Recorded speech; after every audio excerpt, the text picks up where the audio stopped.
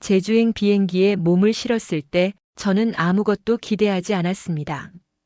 그저 쉬고 싶었죠. 구독과 좋아요 눌러주시면 이야기를 계속 들려드릴게요. 이혼 후 5년간 저는 일에만 매달렸어요. 아침 7시에 출근해서 밤 11시에 퇴근하는 삶이었습니다. 주말도 없었고 휴가도 없었죠. 그렇게라도 하지 않으면 무너질 것 같았거든요. 45의 나이에 저는 완벽하게 소진되어 있었어요. 민정이 전화를 걸어온 건 그때였습니다. 제주에서 펜션을 운영하는 오랜 친구였죠. 목소리는 여전히 밝았어요. 한 달만 내려와 그냥 쉬다가. 거절할 이유가 없었습니다. 아니, 거절할 힘조차 남아있지 않았죠. 애월에 도착했을 때는 해질 무렵이었어요. 바닷바람이 얼굴을 스쳤고 저는 오랜만에 깊게 숨을 들이켰습니다. 민정의 집은 돌담으로 둘러싸인 2층 주택이었죠. 하얀 외벽과 나무댁 그리고 바다가 보이는 테라스까지요. 민정이 현관에서 손을 흔들었습니다. 하리나, 어서 와. 포옹을 나누고 짐을 들고 안으로 들어갔어요. 거실은 따뜻했고 벽난로에서는 장작 타는 소리가 났습니다. 민정이 차를 준비하려 부엌으로 들어가는데 2층에서 발소리가 들렸죠. 그리고 계단 아래로 내려왔습니다. 윤도혁. 민정의 아들이었어요. 저는 순간 숨이 멎었습니다. 제가 기억하는 도혁은 초등학생이었거든요. 여름방학 때마다 서울에 올라와서 저한테 장난만 치던 꼬마였죠. 개구쟁이 같던 그 아이가 지금 제 앞에 서 있지 않았어요. 키는 제가 올려다봐야 할 만큼 컸고 어깨는 넓었습니다. 검은 티셔츠에 청바지를 입은 모습은 더 이상 아이가 아니었어요. 턱선은 또렷했고 눈빛은 깊었습니다. 이모, 오랜만이에요. 목소리도 완전히 달랐어요. 낮고 차분했죠. 도혁은 자연스럽게 미소를 지었고 저는 어색하게 고개를 끄덕였습니다. 그래, 많이 컸네. 뻔한 말밖에 나오지 않았어요. 민정이 웃으면서 끼어들었죠. 20살 됐어. 이제 대학생이야. 20살. 그 나이가 제 머릿속에서 맴돌았습니다. 20살이면 어른이죠. 하지만 여전히 어린 나이였어요. 저보다 25살이나 어렸습니다. 저는 가방을 들고 2층 객실로 올라갔어요. 민정이 준비해준 방은 깔끔했고 창밖으로는 바다가 보였습니다. 짐을 풀면서도 아까 도혁의 얼굴이 자꾸 떠올랐어요. 왜 이러지? 저는 고개를 저었습니다. 그냥 오랜만에 봐서 낯설었던 거라고 스스로를 설득했죠. 하지만 가슴 한구석이 이상하게 뛰고 있었어요. 제가 느낀 적 없던 종류의 떨림이었습니다. 창밖으로 바다가 보였고 파도 소리가 희미하게 들렸어요. 저는 창틀에 손을 짚고 멍하니 수평선을 바라봤습니다. 5년 만에 느끼는 평온함이었죠.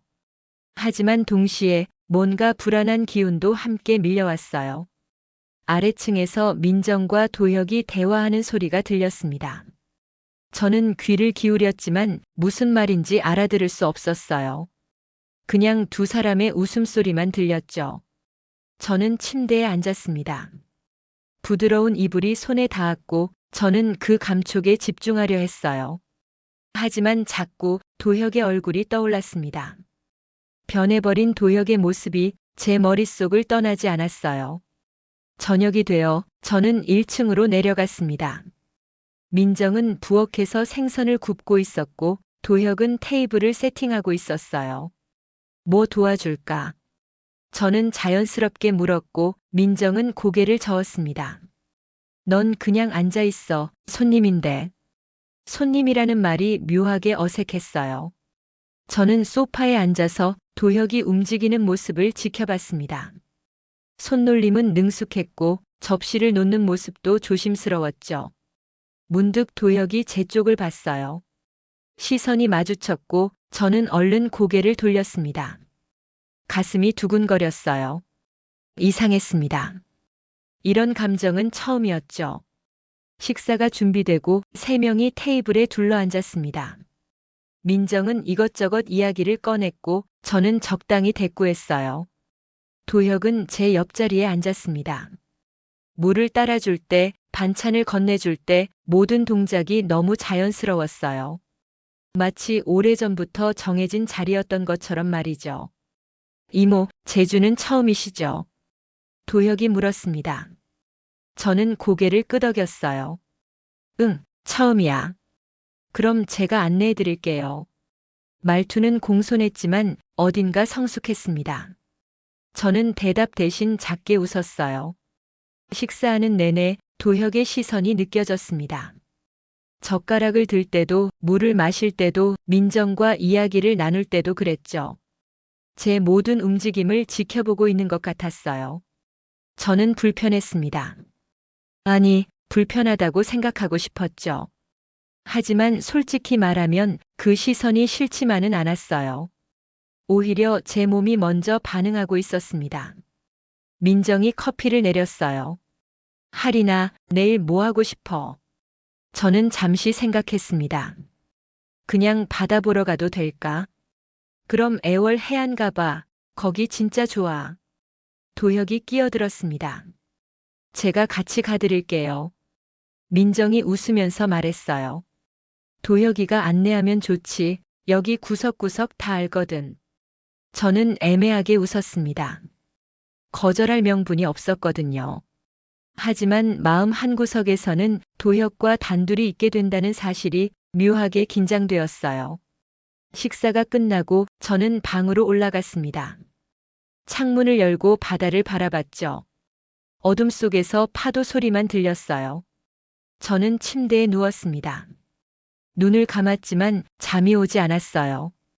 도혁의 얼굴이 자꾸 떠올랐고 목소리가 귓가에 맴돌았습니다. 그 낮고 차분한 목소리가 제 안에 무언가를 깨우고 있었어요. 저는 베개를 끌어안았습니다. 이건 그냥 피곤해서 그런 거라고 다시 한번 스스로를 다독였죠. 하지만 마음 한구석에서는 이미 알고 있었어요. 뭔가 시작되고 있다는 걸요. 제가 통제할 수 없는 무언가가 천천히 제 안으로 스며들고 있다는 것을요. 다음 날 아침 저는 일찍 일어났습니다. 민정은 펜션 손님 응대 때문에 이미 나가 있었고 거실에는 도형만 있었어요. 커피를 내리고 있더군요. 잘 주무셨어요. 도혁이 먼저 말을 걸었습니다. 저는 애매하게 웃으며 대답했어요. 응, 잘 잤어. 커피 드실래요? 고마워. 도혁은 찬장에서 머그잔을 꺼내 커피를 따라 제게 건넸습니다. 손이 스칠 뻔했고 저는 황급히 잔을 받았어요. 뜨거운 잔이 손바닥을 데웠고 저는 그 열기에 집중하려 했습니다. 준비되시면 나가볼까요? 도혁이 말했고 저는 고개를 끄덕였어요. 30분 후 저와 도혁은 애월 해안을 걷고 있었습니다. 바람이 불었고 파도가 바위에 부딪혔어요. 하늘은 맑았고 햇살은 따스했습니다. 도혁은 제 옆에서 천천히 걸었어요. 말은 많지 않았지만 가끔 바위를 가리키며 설명했습니다. 저기 보이는 데서 프리다이빙 연습해요. 프리다이빙을. 네, 작년부터 배우고 있어요. 저는 도혁을 다시 봤습니다. 수영복 자락이 티셔츠 밑으로 보였고 가방에는 수경이 매달려 있었어요. 잠깐만 연습하고 올게요. 도혁이 말했고 저는 고개를 끄덕였습니다. 도혁은 티셔츠를 벗었어요. 탄탄한 어깨와 다부진 몸이 드러났습니다. 저는 얼른 시선을 돌렸어요. 하지만 눈은 자꾸 도혁을 쫓았습니다. 도혁이 물속으로 들어갔어요. 깊이 잠수했다가 한참 후에 수면 위로 올라왔습니다. 물방울이 햇빛에 반짝였고 머리카락에서 물이 떨어졌어요. 몇 번을 반복하더니 도혁이 물 밖으로 나왔습니다. 수건으로 머리를 닦으면서 제게 다가왔어요. 물기가 몸을 타고 흘러내렸고 저는 그 모습을 보다가 다시 바다로 시선을 돌렸습니다. 좀 걸으실래요? 저는 대답 대신 걷기 시작했어요. 도혁이 옆에 섰고 둘의 그림자가 나란히 늘어섰습니다. 해안길을 걸으면서 저는 계속 생각했어요. 이 상황이 위험하다는 걸, 선을 지켜야 한다는 걸요. 하지만 도혁과 함께 걷는 게 묘하게 편안했습니다. 말이 없어도 어색하지 않았고 침묵이 부담스럽지 않았어요. 바람에 머리카락이 흩날렸고 저는 손으로 귀 뒤로 넘겼습니다. 도혁이 저를 봤어요. 그 눈빛에는 뭔가 말하고 싶은 게 담겨 있었죠. 하지만 도혁은 아무 말도 하지 않았습니다. 그냥 계속 걸었어요. 파도가 밀려왔다 빠져나갔고 저는 그 리듬에 맞춰 숨을 쉬었습니다. 집으로 돌아오는 길, 민정이 점심을 준비하고 있었어요. 잘 다녀왔어. 네, 바다가 예뻤어요. 도혁이가 잘 안내했지. 저는 애매하게 웃었습니다. 그날 오후 저는 테라스에 앉아 책을 읽었어요. 도혁은 2층에서 과제를 하고 있었고 민정은 펜션으로 나갔습니다. 바람이 불었고 책장이 넘어갔어요. 저는 책에 집중하려 했지만 자꾸 아침에 본 도혁의 모습이 떠올랐습니다. 물에서 올라온 도혁의 얼굴, 젖은 머리카락, 그리고 그 눈빛까지요. 저는 책을 덮었습니다. 집중이 되지 않았어요. 제 마음이 제가 원하지 않는 방향으로 움직이고 있었습니다. 그날 저녁부터 도혁은 매일 저를 어딘가로 데려갔어요. 돌담길, 작은 북카페, 해안 카페까지요. 민정은 펜션 일로 바빴고 저와 도혁은 자연스럽게 둘이 움직였습니다. 처음에는 어색했어요. 민정의 아들이라는 생각이 계속 들었고 저는 거리를 유지하려 애썼죠. 하지만 시간이 지나면서 그 경계가 흐려지기 시작했습니다. 도혁은 저를 편하게 대했어요. 무례하지 않으면서도 존중하는 태도였죠. 하지만 가끔 시선이 너무 오래 머물렀습니다. 말할 때도, 웃을 때도, 걸을 때도 그랬어요. 저는 그걸 느꼈습니다. 도혁이 저를 이모가 아닌 다른 누군가로 보고 있다는 걸요. 그리고 저도 도혁을 단순히 아이로만 보고 있지 않다는 것도요. 사흘째 되던 날, 저는 북카페에서 책을 읽고 있었습니다. 도혁은 창가에 앉아 노트북으로 뭔가 작업하고 있었어요. 가끔 제 쪽을 보다가 다시 화면을 봤습니다. 저는 책에 집중하려 했지만 도혁의 시선이 자꾸 신경 쓰였어요. 이모. 도혁이 불렀습니다. 저는 책에서 고개를 들었어요. 네. 여기 자주 오세요. 도혁이 물었고 저는 고개를 저었습니다. 처음인데. 그럼 다행이네요. 왜? 저랑 처음 온 곳이니까요. 그 말에 저는 할 말을 잃었습니다. 도혁의 눈빛이 진지했고 저는 책으로 시선을 내렸어요. 가슴이 답답했습니다. 뭔가가 제 안에서 천천히 커지고 있었어요. 저는 커피를 한 모금 마셨습니다. 쓰고 뜨거웠어요. 하지만 그 맛에 집중하려 했었죠. 도혁은 다시 노트북을 보았고 저는 책장을 넘겼습니다. 하지만 단어 하나도 머릿속에 들어오지 않았어요. 집으로 돌아오는 길, 해가 지고 있었습니다. 하늘은 주황빛으로 물들었고 바람은 선선했어요. 도혁이 걸으면서 말했습니다. 이모, 편하게 말씀하셔도 돼요. 저는 고개를 돌렸어요. 뭐가? 존댓말 안 하셔도요. 저는 작게 웃었습니다. 그래도 넌 어리잖아. 20살인데요. 그래도. 도혁이 걸음을 멈췄어요. 저도 멈췄고 둘은 마주 섰습니다. 전 어리지 않아요. 도혁의 목소리가 낮았어요. 저는 할 말이 없었습니다. 도혁의 눈이 제 눈을 똑바로 봤어요. 그 시선이 제 안에 무언가를 건드렸습니다. 그냥 이모가 저를 어린애로만 봐서요. 저는 시선을 피했어요. 더 이상 도혁의 눈을 볼 수 없었습니다. 집으로 가자. 저는 먼저 걸었고 도혁이 뒤따랐습니다. 뭔가 공기가 달라진 게 느껴졌어요. 제 심장이 평소와 다른 리듬으로 뛰고 있었습니다. 며칠이 또 지났습니다. 도혁과 저는 계속 함께 시간을 보냈어요. 돌담길을 걷고 카페에 앉아 차를 마시고 바다를 바라봤습니다. 저는 이미 알고 있었어요. 제가 도혁을 단순히 아이로만 보고 있지 않다는 걸요. 하지만 인정하고 싶지 않았습니다. 도혁도 느끼고 있었죠. 저와 도혁 사이에 흐르는 이 묘한 긴장감을요. 일주일이 지났습니다. 저는 제주 생활에 완전히 익숙해졌고 민정과도 많은 이야기를 나눴어요. 하지만 도혁에 대해서는 단 한마디도 하지 못했습니다. 어느 저녁 민정이 말했어요. 도혁이가 널 많이 좋아하나 봐. 저는 깜짝 놀랐습니다. 뭐가? 맨날 널 챙기잖아. 어릴 때부터 그랬어. 저는 애매하게 웃었어요. 그냥 착한 거겠지. 민정은 웃으면서 커피를 한 모금 마셨습니다. 저는 불안했어요. 민정이 눈치챈 건 아닐까? 혹시 제 마음을 알고 있는 건 아닐까요? 하지만 민정은 아무것도 모르는 것 같았습니다. 그저 아들을 자랑스러워하는 평범한 얼굴이었어요. 어느 저녁 돌담길을 걷고 있었습니다. 도혁과 저 둘만이었죠. 민정은 늦게까지 펜션 일이 있다고 했고 저는 혼자 산책하려다가 도혁과 마주쳤어요. 같이 가요. 도혁이 말했고 저는 거절하지 못했습니다. 걷다가 도혁이 걸음을 멈췄어요. 저도 멈췄고 둘은 돌담 앞에 섰습니다. 저녁 공기가 차갑게 느껴졌고 저는 팔을 감싸 쥐었어요. 이모. 도혁이 저를 불렀습니다. 저는 도혁을 봤어요. 네.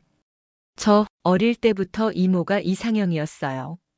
저는 숨이 멎었습니다. 뭐라고?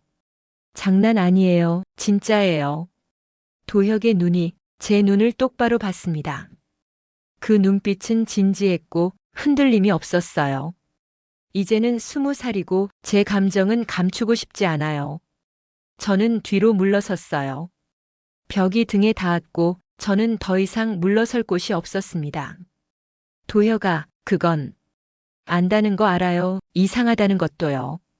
도혁이 한 걸음 다가왔습니다. 거리가 좁혀졌고 저는 도혁의 숨소리를 들을 수 있었어요. 근데 어쩔 수 없어요. 제가 느끼는 건데요. 저는 고개를 저었습니다. 넌 아직 어려. 그리고 난 민정의 친구야. 나이가 뭐가 중요해요. 중요해. 25살 차이야. 전 상관없어요. 도혁의 목소리가 단단했습니다. 저는 혼란스러웠어요. 제 머릿속이 하얗게 비어가고 있었습니다. 저는 먼저 집으로 돌아갔습니다. 방에 들어가 문을 닫았고 침대에 앉아 머리를 감쌌어요. 도혁의 고백이 계속 귓가에 맴돌았습니다. 저는 혼란스러웠어요. 이게 일시적인 감정인지 진짜 사랑인지 알 수 없었습니다. 무엇보다 민정에 대한 죄책감이 밀려왔어요. 5년 동안 함께 해온 친구, 저를 믿고 집에 초대한 민정을 저는 배신하고 있는 걸까요? 저는 창문을 열고 밤바람을 쐬었습니다. 파도 소리가 들렸지만 마음은 진정되지 않았어요. 며칠이 지났습니다. 저는 도혁을 피했고 도혁도 저를 찾지 않았어요. 민정은 아무것도 눈치채지 못했습니다.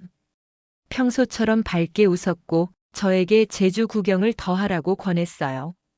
하지만 저는 집 안에만 있었습니다. 밖으로 나가면 도혁을 마주칠 것 같았거든요. 일주일쯤 지났을까 민정이 또 늦게 일을 나갔어요. 그날 저녁 비가 내렸습니다. 저는 펜션 근처를 걷고 있었고 우산이 없었어요. 처마 밑으로 들어가 비를 피했습니다. 빗소리가 거칠었고 바람이 불었어요. 옷이 젖어서 몸이 추웠고 저는 팔을 감싸 쥐었습니다. 그때 누군가 다가오는 소리가 들렸습니다. 도혁이었어요. 우산을 들고 있었습니다. 이모. 도혁이 저를 불렀고 저는 놀랐습니다. 여기 어떻게? 찾아왔어요. 도혁이 처마 밑으로 들어왔어요.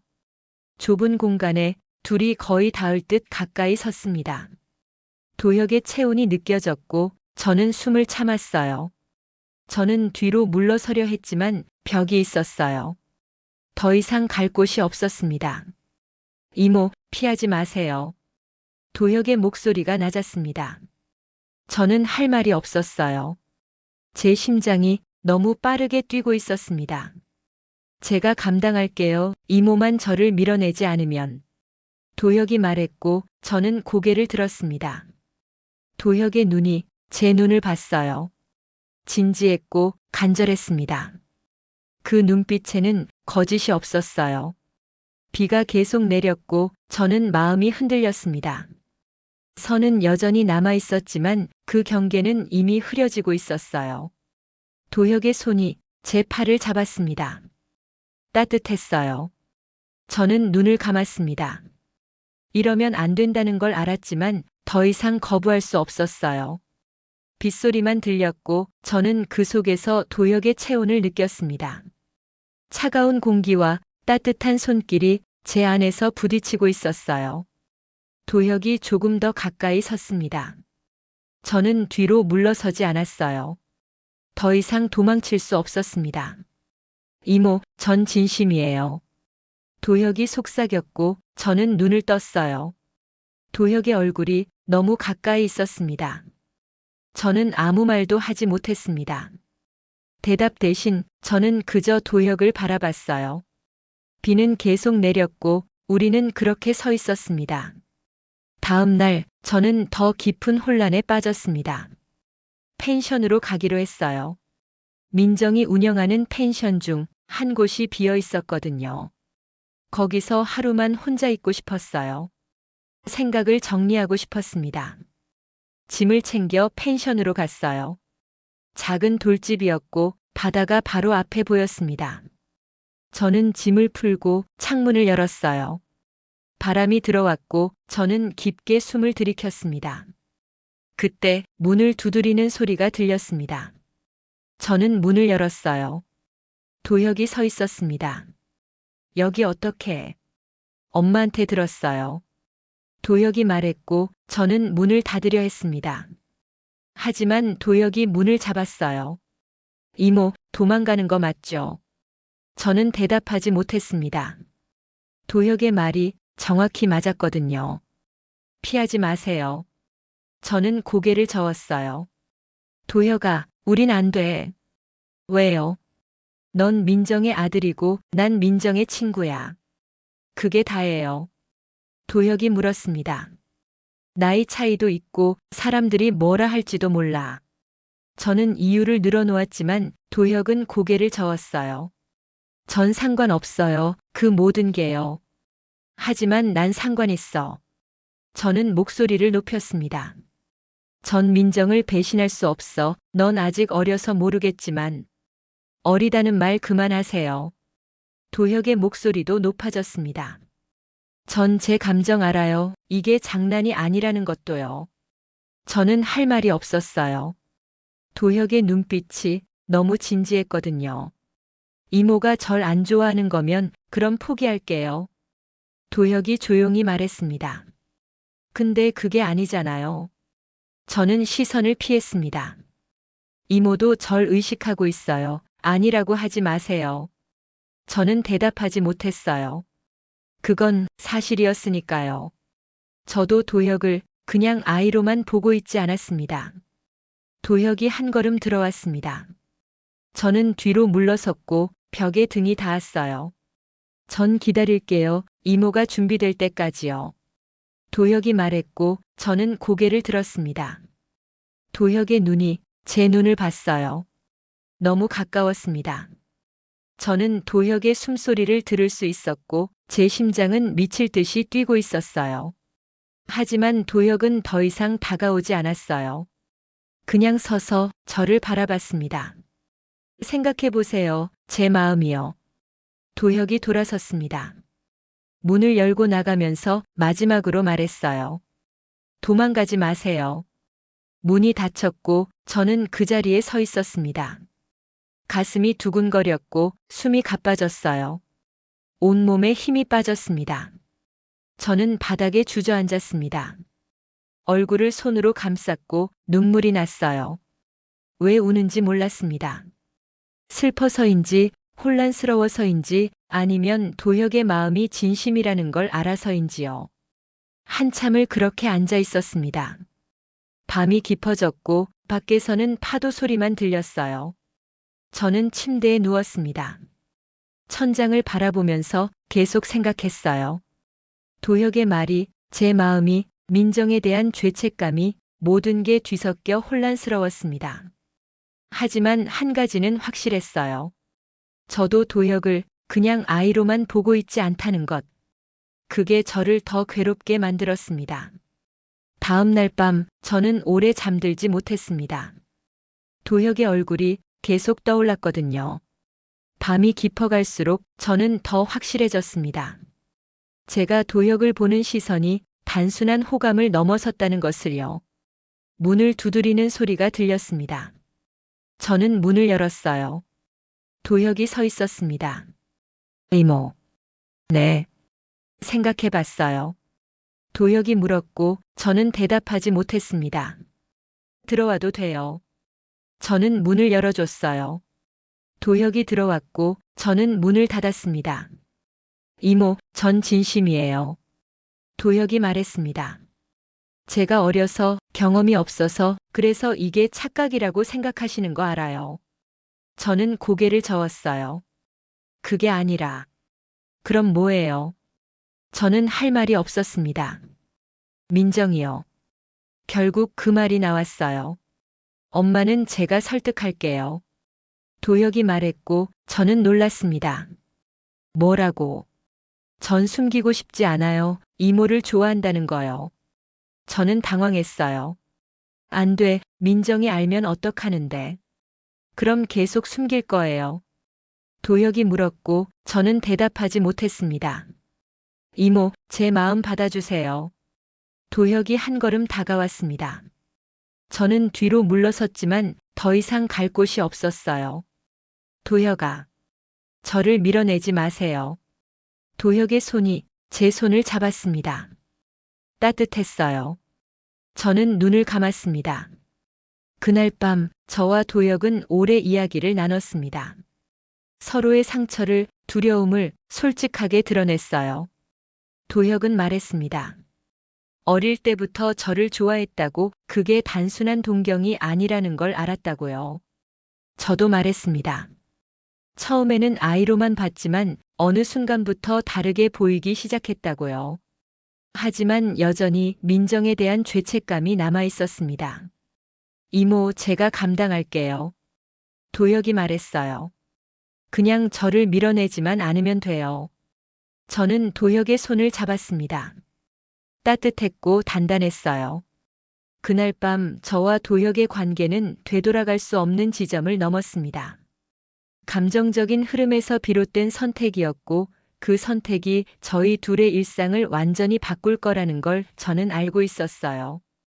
다음 날 아침 햇살이 방 안에 가득 들어왔습니다.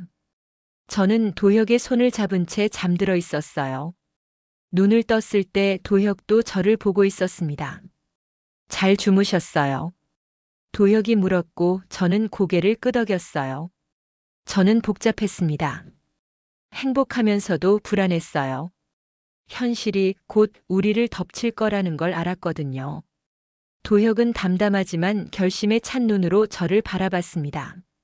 숨기지 않을게요. 지키고 싶은 사람이 생겼으니까. 그때 제 휴대폰이 울렸습니다. 민정이었어요. 저는 전화를 받았습니다. 응, 민정아. 할인아, 어디야? 집에 안 보여서. 저는 도혁을 봤어요. 도혁도 저를 봤습니다.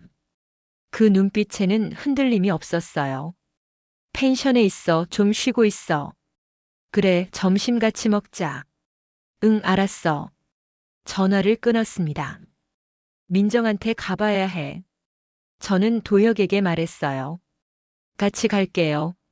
안 돼, 아직은. 도혁이 고개를 끄덕였습니다. 알았어요. 근데 언젠가는 말해야 해요. 저는 알고 있었습니다. 민정에게, 사람들에게, 모두에게 말해야 한다는 걸요. 하지만 그게 얼마나 어려운 일인지도 알고 있었습니다. 민정은 제 오랜 친구였고 도혁은 민정의 아들이었어요. 우리 사이에는 넘기 힘든 장벽들이 있었습니다. 제주에서의 시간이 끝나가고 있었어요. 저와 도혁은 곧 선택해야 했습니다. 이 사랑을 택할지 아니면 서로를 잃을지를요. 현실이 기다리고 있었습니다. 관계와 사회적 시선과 민정과의 우정까지요. 모든 것이 우리를 짓누르고 있었어요. 저는 불안했습니다. 하지만 도혁의 손을 놓고 싶지 않았어요. 우리의 선택이 어떤 결과를 가져올지는 몰랐습니다. 하지만 한 가지는 확실했어요. 저는 더 이상 도망치고 싶지 않았습니다. 도혁과 함께라면 그 어떤 현실도 마주할 수 있을 것 같았어요. 창밖으로 바다가 보였고 파도가 해안에 부딪혔습니다. 새로운 하루가 시작되고 있었어요. 하지만 저와 도혁에게는 이제 답해야 할 질문들이 남아 있었습니다. 사랑을 택할 것인가 아니면 현실에 굴복할 것인가. 저는 도혁의 손을 꽉 잡았습니다. 그리고 결심했어요. 더 이상 피하지 않기로요.